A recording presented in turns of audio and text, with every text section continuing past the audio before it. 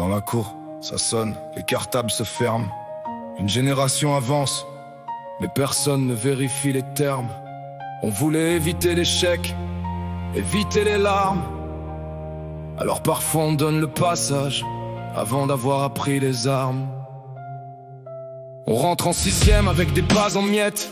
On demande de suivre quand les fondations sont incomplètes. Le prof fait ce qu'il peut, noyé sous les dossiers, pendant qu'on mesure les chiffres au lieu de mesurer les acquis. Faut pas faire redoubler, faut faire monter les scores. Faut que tout le monde avance même quand les bases sont mortes. Alors on compense, on adapte, on ferme les yeux. Et demain l'élève découvre que le monde sera moins généreux. J'accuse pas celui qui tient la craie devant 25 gamins. J'accuse une mécanique qui perd parfois le sens du chemin. Quand transmettre devient secondaire face aux statistiques, le bulletin devient propre mais le niveau devient critique.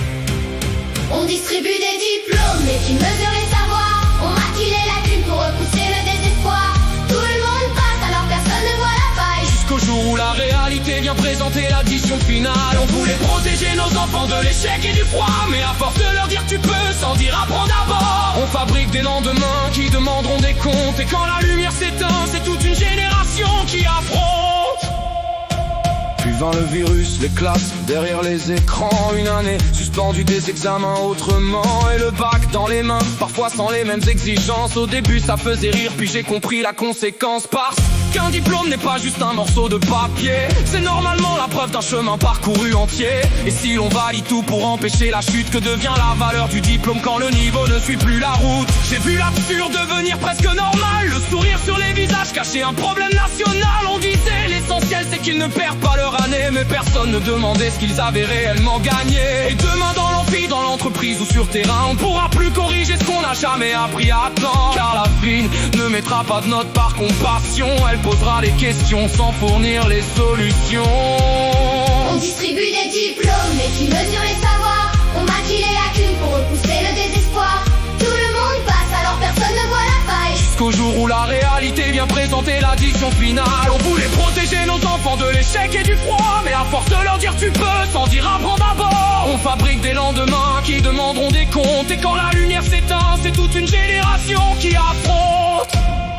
Et j'entends déjà les cris, Tu charges les enseignants, dont certains tiennent encore debout. malgré l'épuisement, Ils veulent transmettre, mais le système leur serre les mains. trop de règles, trop de pression, trop peu de moyens. Le problème est plus grand que à saler son tableau. Il commence quand la réussite se résume à monter le niveau. Quand l'échec devient honteux au lieu de devenir une étape. Et qu'on préfère cacher la fissure plutôt que réparer la dalle. Parce qu'un peuple n'empêche d'un trône perd peu à peu sa voix. Il ne comprend plus le monde alors il croit n'importe quoi. L'esprit critique s'efface quand les bases disparaissent. Et les slogans prennent la place des questions qu'on ne pose plus. Pas besoin d'un complot, pas besoin d'un grand méchant. Il suffit de laisser glisser les exigences lentement, année après année, jusqu'à trouver normal qu'un diplôme puisse exister sans garantir l'essentiel.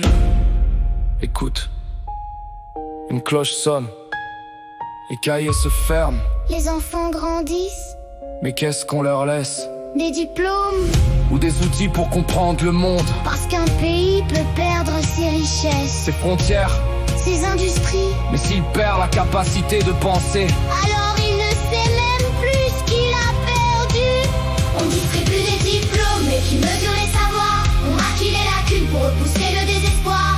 Tout le monde passe alors personne ne voit la faille. Jusqu'au jour où la réalité vient présenter l'addition finale. On voulait protéger nos enfants de l'échec et du froid, mais à force de leur dire tu peux, sans dire apprends d'abord, l'école devrait donner des ailes, pas fabriquer des illusions. Car l'avenir d'un pays commence toujours dans une salle de classe. La cloche sonne, une classe se vide. un professeur efface le tableau. Demain, une nouvelle génération entrera.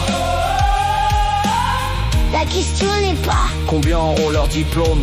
la vraie question est, Qu'ont-ils appris quand ils sortiront?